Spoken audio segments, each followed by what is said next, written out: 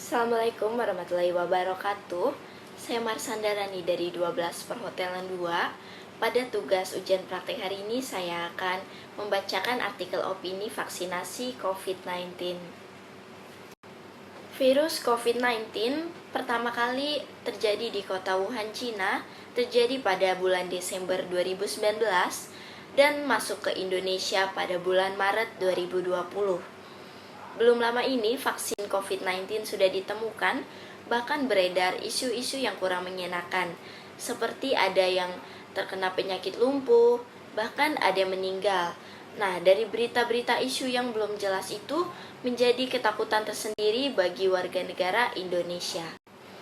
Pada bulan Maret 2020, pertama kali virus COVID-19 masuk ke Indonesia, warga Indonesia digemparkan dan terjadi lockdown total.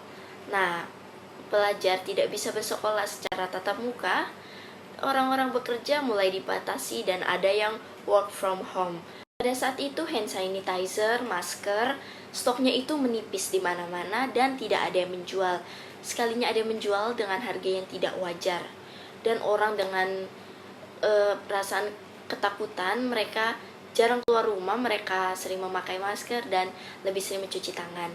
Menurut saya pribadi, sebelum terjadinya virus COVID-19, saya sudah membiasakan diri keluar rumah menggunakan masker karena asap polusi yang sangat berbahaya apabila masuk ke dalam paru-paru dan tubuh kita, dan membiasakan cuci tangan sebelum makan. Baik, kembali kepada topik presentasi saya, artikel opini vaksinasi COVID-19.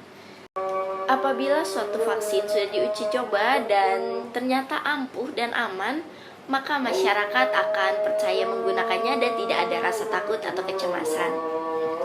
Apabila suatu vaksin sudah diuji coba dan ternyata berhasil dan tidak menimbulkan efek samping yang berbahaya, maka masyarakat akan percaya dan mereka tidak cemas untuk memakai vaksin tersebut.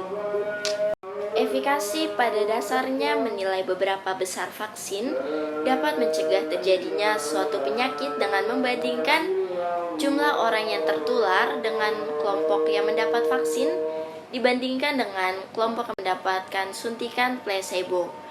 Jika kalau vaksin COVID-19 angkanya 90% misalnya, maka angka itu harus dapat dibandingkan dengan resiko relatif atau RR, relative risk, menjadi sakit COVID-19 pada mereka yang mendapatkan suntikan placebo dibandingkan dengan yang dapat suntikan vaksin, sehingga interpretasinya memang lebih relatif dan mudah dipahami. Selain membandingkan jumlah yang tertular, maka dapat juga dibandingkan dengan beberapa yang penyakitnya jadi berat seperti asma, jantung, atau penyakit lain yang harus dirawat di rumah sakit, atau beberapa yang meninggal antara mereka yang dapat suntikan vaksin dibandingkan dengan yang dapat suntikan placebo.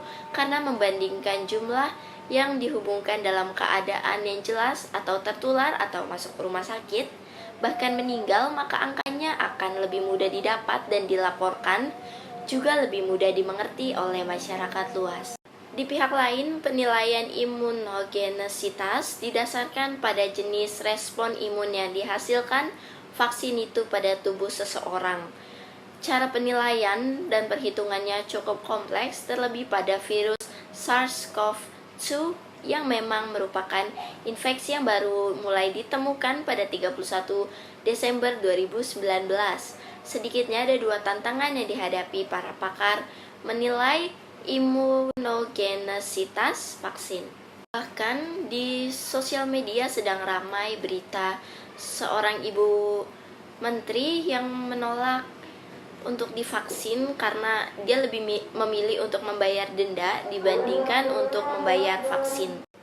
Opini tersendiri dari saya berdasarkan artikel yang sudah saya bacakan, lebih baik kita mengikuti anjuran pemerintah dan tetap menjaga kesehatan, pola makan yang teratur, hidup sehat dan hidup. Dari opini yang saya bacakan tadi, menurut saya alangkah baiknya kita mengikuti anjuran pemerintah, tetap di rumah saja, menjaga kebersihan, menjaga pola makan, hidup bersih dan sehat dan teratur.